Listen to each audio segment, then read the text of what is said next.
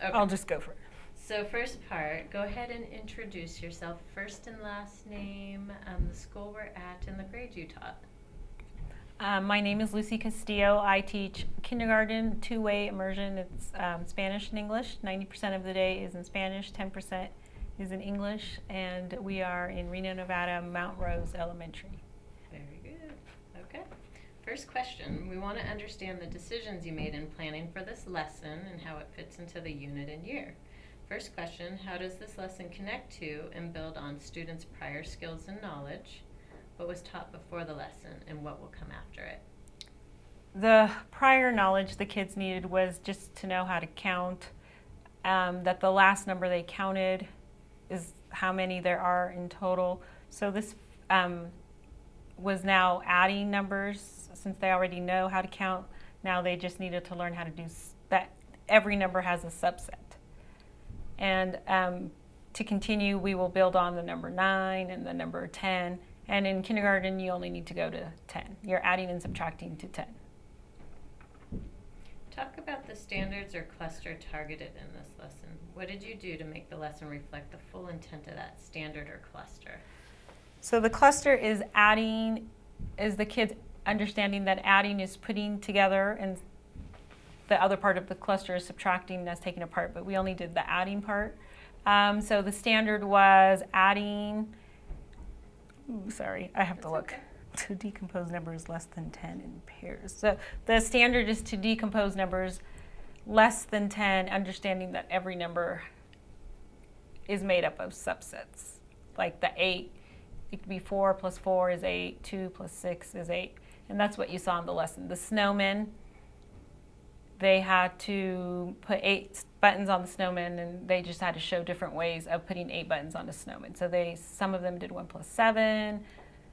Some did the opposite, 7 plus 1, 4 plus 4, 2 plus 6. Some even did 0 plus 8.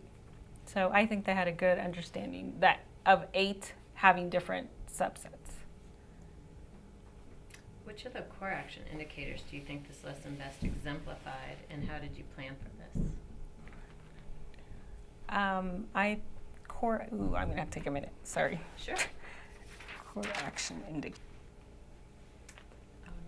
All All right. I think the core action 3 was the best for them because they were able to explain their thinking. They were doing a lot of student talk, even though it was in Spanish. They really tried to communicate with each other what they were doing. If they needed to fix something, they helped each other fix it. And they were fixing it by they could justify their work by talking it through with their partner. So I have it for you. Okay. Which of the core action indicators do you think this lesson best exemplified, and how did you plan for this?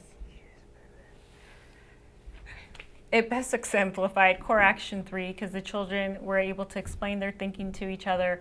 As they were helping each other, they were able to justify their work.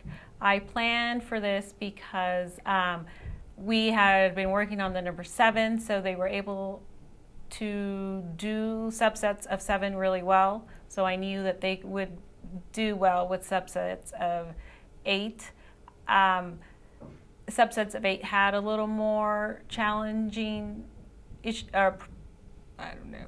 things for them to do, but I think they were able to work them out. Some of them still have issues of where the equal sign goes and where the plus sign goes, but that ends up being a first grade standard anyway. So those who were able to do it successfully are definitely ready for first grade, and it just gives me more time to work with those who are still having issues of where to place the signs, not necessarily how to make the subsets of a certain number, but where the signs to that problem may go. Okay, so next set of questions. We're interested in how the shifts required by the CCSS are being incorporated into the classroom. Discuss how this lesson illustrates the shifts required by the CCSS. So the first shift is rigor. Rigor is that the children need to have a conceptual understanding of what is being taught. That's not rote work anymore. It's not just worksheets. It's not now the conceptual understanding. They need to be able to apply it inside the classroom and outside real world problems. So rigor was the first shift they did well. Fluency is just, again, preparing them for first grade. In first grade, they need to know when they're doing addition problems, which ones they need to determine if they see 2 + 3 = 6, they need to be able to determine that that's not a true statement. So this is just preparing them for fluency, how to add. And the last one is application. And it's just, again, applying what they know, being able to apply what they know in the classroom, outside, in the real world. How did you teach the content of this lesson prior to the CCSS? What's the same and what's different?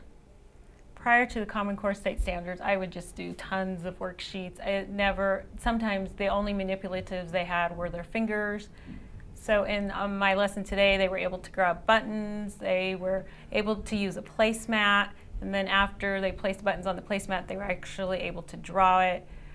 Before, I would just take a book and go from adding 1s to adding 2s to adding 3s. It was just worksheets, and they never had any pictures to go with the problems. It was just rote learning and just get it done as quickly as I could get it done.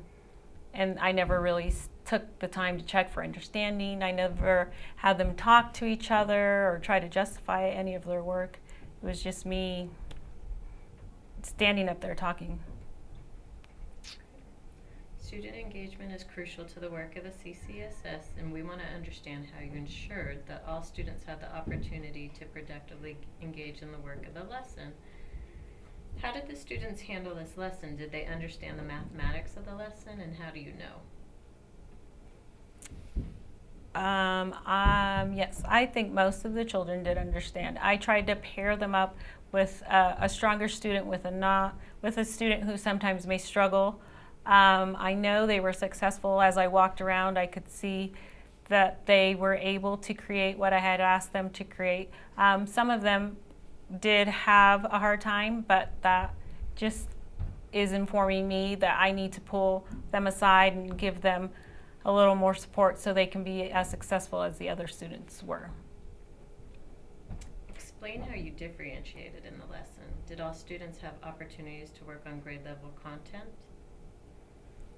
I differentiated in the lesson by pairing them up with a stronger math student with one that is not always so strong. They all definitely got to work on grade level content because it just focused on the KOA3 standard. So even those who may not be quite there yet at least got to see what is expected of them and what I'm looking for.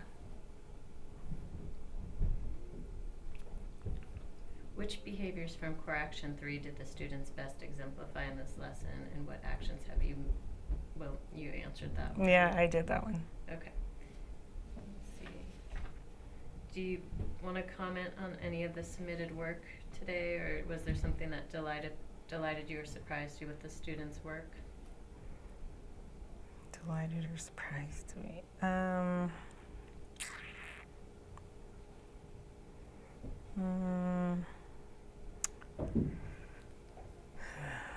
I don't move know. on. Yeah. I don't think anything Great delighted me. instructors are continuously learning. We want to understand what you celebrated in this lesson, what you would improve upon. Reflecting on the lesson, what worked well and what might you do differently? I think what went well was the initial game that the children played. They definitely were all involved, all talking to each other.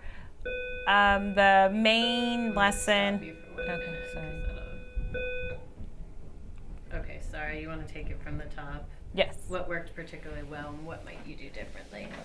So what went well was my initial game. The children were all on task, involved. They were using as much mathematical language as they could.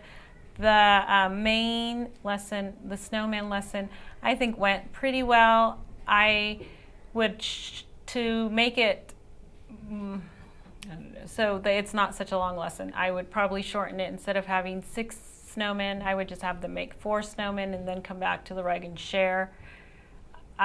Those who finished early, I would just let them on the back, maybe start creating their own problems to give the other kids a chance to at least complete the 4. Not everyone completed all 6. Some only did 2. So just trying to make them all do at least 4 would have been more successful for them because they would have had more fluency practice. Were there any surprises or unexpected student behaviors or reactions? Surprises. Wow. Should I talk about the misbehavior? Sure. Yeah. I think if I could do this again, I would do it in the morning. This was in the afternoon. It was at the very end of the day. As 5-year-olds, they have by the end of the day, after lunch, they're pretty much done. So I think I would have gotten much more out of them if I could have done this in the morning instead of the afternoon. I should have thought of that. When I said, oh, I'll do the 1 o'clock, I should have said no. School starts here at 8:30. I should have done it at 8:30. All right, you are done, lady. Thank you.